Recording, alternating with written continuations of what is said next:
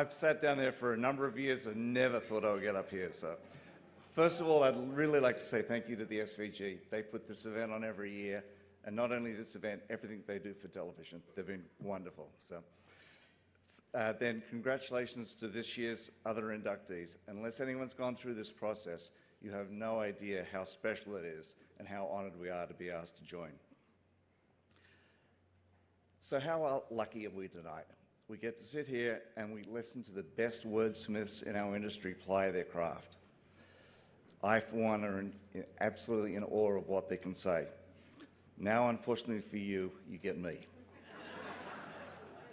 Being on the technical side of this business,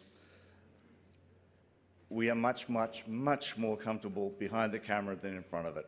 So I'm going to apologize now if I stumble on words and for my accent. So I grew up in Australia, thus the accent, and I would spend Saturday afternoon glued to the television watching TCN9's Wide World of Sports. It was an interesting mixture of Australian sports, European sports, and American sports. But I found the sports coverage from this country really, really fascinating. Just the actual sport itself and the quality of the production was just amazing. Now I get to stand up on stage with the same people, or not the same people, but the people that are producing the modern day equivalent of those shows.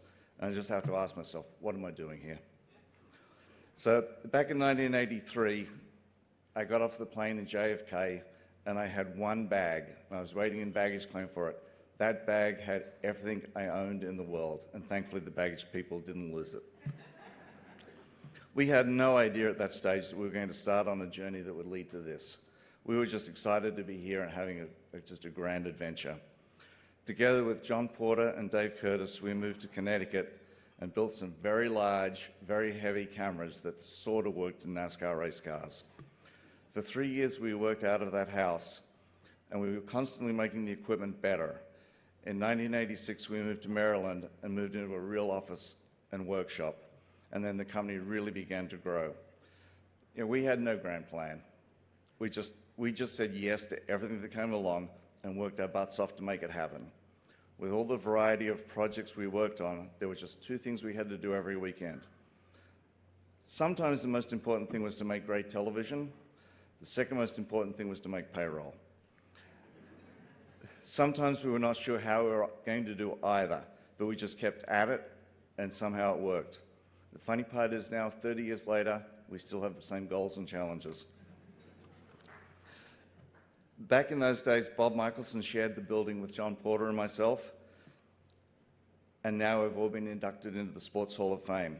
So from a small office of under 20 people, 3 of us have made it in. It certainly didn't feel like it at the time, but we must have been doing something correct. So as you can see from that wonderful video, thank you, David Beld, car racing has been a very big part of broadcast sports, and over the years I've come to believe I'm just like one of the race car drivers. With the exception, everyone knows who the drivers are, no one knows who I am.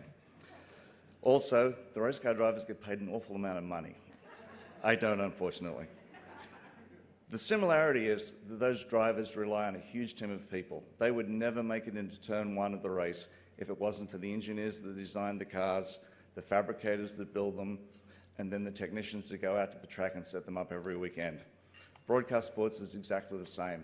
Without the engineers that design all the gear we use, without the fabricators that build it, and then the guys that travel every weekend to make it happen, it would never get on the air. So the driver and I get all the credit, but it's the rest of the team that does all the hard work.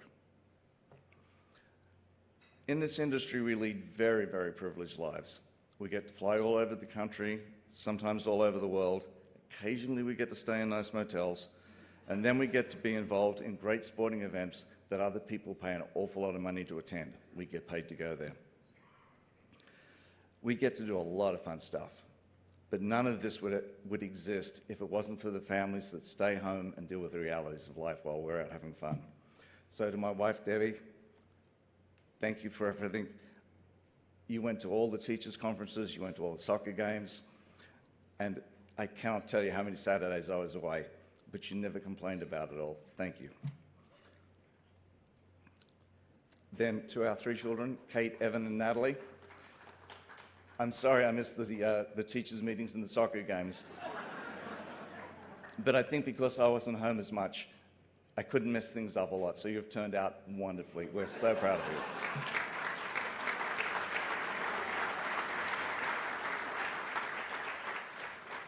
To my friends that are here tonight as well, I was working almost every weekend, so Tuesday night became our big night out. And you turned up every Tuesday night, even though it was a school night. Thank you for your friendship. And then to everyone that has worked for BSI previously or works for them now, what can I say? I wouldn't be standing here tonight if it wasn't for the work that you guys put in. Every day I'm in awe of the skill and the commitment each and every one of you demonstrates to keep the company running and to get the best show we can on the air. This award is for every one of you and it's recognition of the work you put in. Together we've built a world-class operation. Thank you.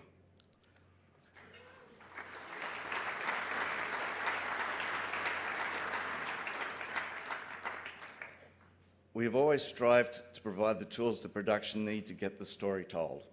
They are the storytellers.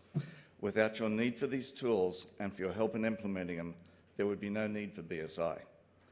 Thank you for the talented production teams we've worked with over the years. We have been praised, and I can tell you now, we've been yelled at a lot. But it's always been with the goal of making a better show. You have always motivated us to higher levels. And to this industry we work in, what a ride. I've worked harder than I ever thought possible. I've laughed harder than I ever thought possible, and I've cried more than I thought possible. But I've loved every single second of it. Thank you so much for letting me be part of this. And then I have to go off script for a second. For the last 20 or 30 years, we've been talking with NEP, and finally, the BSI family has been adopted by NEP. We've found the home we need. Thank you.